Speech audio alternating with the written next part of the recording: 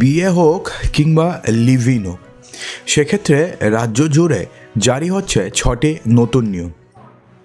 হ্যাঁ বন্ধুরা, জারি হতে চলেছে ইউনিফর্ম সিভিল কোড অথবা অভিন্ন দেওয়ানি বিধি। মানে হচ্ছে প্রত্যেকের জন্য সেম আইন থাকবে, অর্থাৎ কারোর জন্য এক রকমের আইন আর অন্য কারোর জন্য অন্য রকমের আইন, এই সমস্ত কিছু আর থাকবে না। এবার সমস্ত ধরনের লোকেদের জন্য বা সমস্ত শ্রেণীর লোকেদের জন্য বা সমস্ত ধর্মের লোকেদের জন্য সেম আইন থাকবে। এবং এর ফলে বলা হচ্ছে যে এর ফলে সমাজে অভিন্নতা আনবে এবং সমস্ত নাগরিকদের জন্য সমান অধিকার এবং দায়িত্ব নিশ্চিত করবে। তো এই অভিন্ন দেওয়ানি বিধিতে কি বলা হয়েছে, অথবা যে ইউনিফর্ম সিভিল কোডের কথা বলা হচ্ছে সেই ইউনিফর্ম সিভিল কোডে কি বলা হচ্ছে, তো বিয়ে অথবা বিবাহ বিচ্ছেদ অথবা উত্তরাধিকার নিয়ে কি আইন জারি হতে চলেছে, চলুন এক এক করে সমস্ত কিছুই জেনে নিই। তো প্রথমে আপনাদের জানিয়ে দিই যে এই অভিন্ন দেওয়ানি বিধি লাগু হওয়ার পর থেকে কি বদলাবে। আগে আমরা এটা জেনে নিই যে কি বদলাবে। তো এই অভিন্ন দেওয়ানি বিধি আইন বিবাহ এবং বিবাহ বিচ্ছেদ, উত্তরাধিকার, লিভ ইন সম্পর্ক এবং সম্পর্কিত সমস্ত বিষয়গুলো পরিচালনা করবে এবং এগুলোকে নিয়ন্ত্রণ করবে। এই আইন মহিলা পুরুষদের জন্য সমান বিবাহযোগ্য বয়স, বিবাহ বিচ্ছেদের ভিত্তি এবং সমস্ত ধর্মের পদ্ধতি নির্ধারণ করবে এবং বহুবিবাহ বা হালালা নিষিদ্ধ করবে। নয়া আইনে সমস্ত ধরনের বিবাহ বা লিভ ইন সম্পর্কের নিবন্ধন অর্থাৎ রেজিস্ট্রি বাধ্যতামূলক হবে। অর্থাৎ লিভ ইনের জন্য যে কারোর সাথে লিভ ইন করলো এটা কিন্তু আর চলবে না, এর জন্য কিন্তু রেজিস্ট্রেশন বাধ্যতামূলক হবে। কি হবে এক্স্যাক্টলি একটু পরে জানাচ্ছি।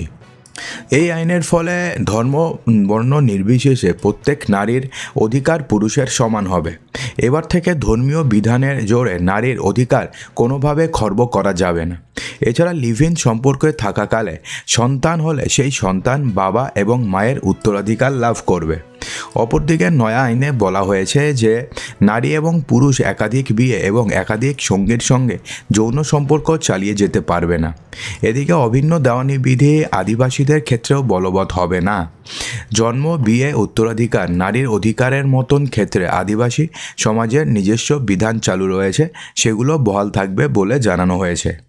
তো এই অভিন্ন দেওয়ানি বিধি লাগু হওয়ার পরে কি বিষয়ে কিন্তু বদল আসতে চলেছে। তো রাজ্য জুড়ে চালু হওয়া এই নতুন বিধি অনুযায়ী লিভ ইন বা একত্রে বাসের জন্য অবশ্যই রেজিস্ট্রেশন করাতে হবে একটি যুগলকে। অর্থাৎ এবার থেকে কেউ কারোর সঙ্গে লিভ ইন কোনো রেজিস্ট্রেশন ছাড়া করাতে পারবে না। কেউ যদি কারোর সঙ্গে লিভ ইনে থাকতে হয় তাহলে সেক্ষেত্রে তাকে অবশ্যই রেজিস্ট্রেশন করাতে হবে। তবে বিবাহ রেজিস্ট্রেশনের তুলনায় লিভ ইন রেজিস্ট্রেশনের খানিকটা ভিন্ন। আর যদি সেই যুগলের বয়স যদি 21 বছরের নিচে হয় সেক্ষেত্রে অভিভাবকদের লিখিত সম্মতিও প্রয়োজন হবে এবার থেকে কোনো কাপল যদি লিভ ইন সম্পর্কে থাকে। তবে কেউ যদি ভেবে থাকেন যে এই রেজিস্ট্রেশনকে ফাঁকি দেবেন সেক্ষেত্রে কড়া ব্যবস্থা নিচ্ছে উত্তরাখণ্ড সরকার এবং এই নিয়মটি আপাতত উত্তরাখণ্ডে চালু হচ্ছে। এবং যেহেতু এটি উত্তরাখণ্ডে চালু হয়েছে তো এমনটা তো হতে পারে না যে একটা রাজ্যে অভিন্ন দেওয়ানি বিধি রয়েছে অন্য রাজ্যে নেই। তো আস্তে আস্তে ভারতবর্ষের প্রত্যেকটি স্টেটে এই নিয়মটি লাগু হওয়ার কিন্তু প্রচণ্ড চান্সেস রয়েছে। তো লাগু হওয়ার নতুন বিধি অনুযায়ী নিয়ম না মানলে রেজিস্ট্রেশনে কোনো তথ্য ইচ্ছাকৃতভাবে কেউ যদি ভুল দেয় তাহলে সেক্ষেত্রে তার 3 মাসের জেল কিংবা 25,000 টাকা জরিমানাও হতে পারে সেই অবিবাহিত দম্পতির, অর্থাৎ যেই দম্পতিরা লিভ ইনে রয়েছে তাদের জেল এবং জরিমানাও হতে পারে।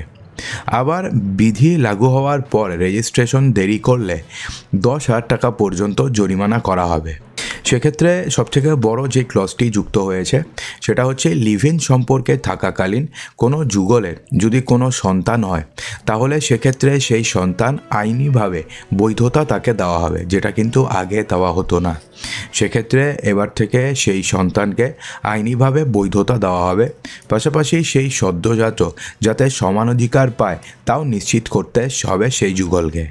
তো সেক্ষেত্রে চলুন একবারে আমরা জেনে নিই যে এই অভিন্ন দেওয়ানি বিধি যেটা উত্তরাখণ্ডে লাগু হলো তো সেক্ষেত্রে কী নিয়ম জারি করা হয়েছে। তো সেক্ষেত্রে প্রথম যে নিয়মটি হচ্ছে সেটা হচ্ছে বিয়ের ক্ষেত্রে নয়া নিয়ম কী রয়েছে। বিয়ের ক্ষেত্রে এখন থেকে সরকারি রেজিস্ট্রেশন বাধ্যতামূলক। যদিও রেজিস্ট্রেশন আপনি করাতে পারতেন, সেক্ষেত্রে কোনো সমস্যা নেই, কিন্তু বাধ্যতামূলক কিন্তু এতদিন পর্যন্ত ছিল না। পশ্চিমবঙ্গেও রেজিস্ট্রি রয়েছে, কিন্তু রেজিস্ট্রি কিন্তু বাধ্যতামূলক নয়। কিন্তু এবার থেকে উত্তরাখণ্ডে বিয়ের ক্ষেত্রে সরকারি রেজিস্ট্রেশন বাধ্যতামূলক। পুরুষ এবং মহিলাদের বিয়ের ন্যূনতম বয়স যথাক্রমে 21 বছর হচ্ছে পুরুষদের জন্য এবং মহিলাদের জন্য হচ্ছে 18 বছর। সামাজিক বিয়ের 2 মাসের মধ্যে রেজিস্ট্রেশন করতেই হবে। অর্থাৎ সেক্ষেত্রে আপনি যদি সামাজিক বিয়ে করেন, সেক্ষেত্রে 2 মাসের মধ্যে রেজিস্ট্রেশন করতে হবে। এবং এটা কিন্তু কোনো ধর্মের জন্য আলাদা নয়, অর্থাৎ যে আপনি যেই ধর্মেরই হন না কেন, এই নিয়মটি লাগু হতে চলেছে পুরো রাজ্য জুড়ে, আপাতত উত্তরাখণ্ডে। অর্থাৎ আপনি যেই ধর্মেরই লোক হন না কেন, আপনাকে সামাজিক বিয়ের 2 মাসের মধ্যে রেজিস্ট্রেশন করতে হবে। বিবাহিত অবস্থায় দ্বিতীয়বার বিবাহ করা সম্ভব হবে না। অর্থাৎ একবার যদি আপনি বিবাহিত হন, তো সেক্ষেত্রে ডাইভোর্স না দেওয়া পর্যন্ত আপনি দ্বিতীয়বার বিবাহ করতে পারবেন না। তো সেক্ষেত্রে এই নিয়মটি কিন্তু প্রত্যেকটি নাগরিকের ক্ষেত্রে প্রযোজ্য হবে, সে যেই ধর্মেরই লোক হন না কেন।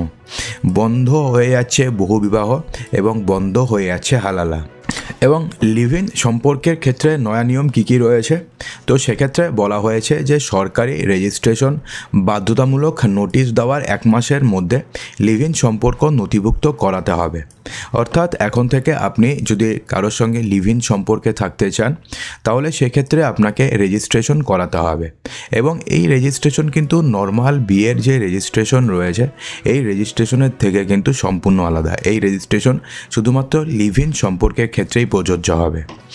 সরকারি নথিভুক্তকরণ যদি না হয়, তাহলে সেক্ষেত্রে বা আপনি যদি না করেন 1 মাসের মধ্যে, তাহলে সেক্ষেত্রে আপনাদের সর্বোচ্চ 3 মাসের জেল হতে পারে এবং আপনাদের 10,000 টাকা পর্যন্ত জরিমানা হতে পারে।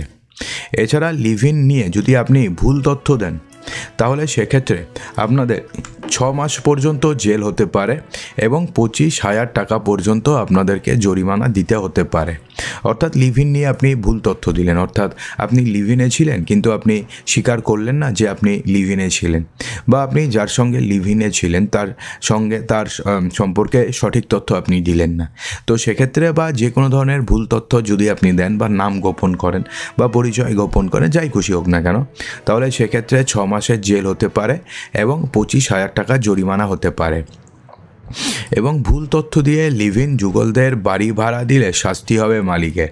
অর্থাৎ ভুল তথ্য দিয়ে যদি লিভ ইন যুগলদের যদি কেউ বাড়ি ভাড়া দেয়, অনেক সময় কি হয় যে বেশি বাড়ি ভাড়ার লোভে তাদের লিভ ইন সম্পর্কে তারা থাকবে, বাড়ি ভাড়াটিয়া জানে যে তারা লিভ ইন সম্পর্কের মধ্যে থাকবে, কিন্তু তা সত্ত্বেও তারা বাড়ি ভাড়া দিয়ে দেয়, কারণ তারা বেশি ভাড়া পাবে।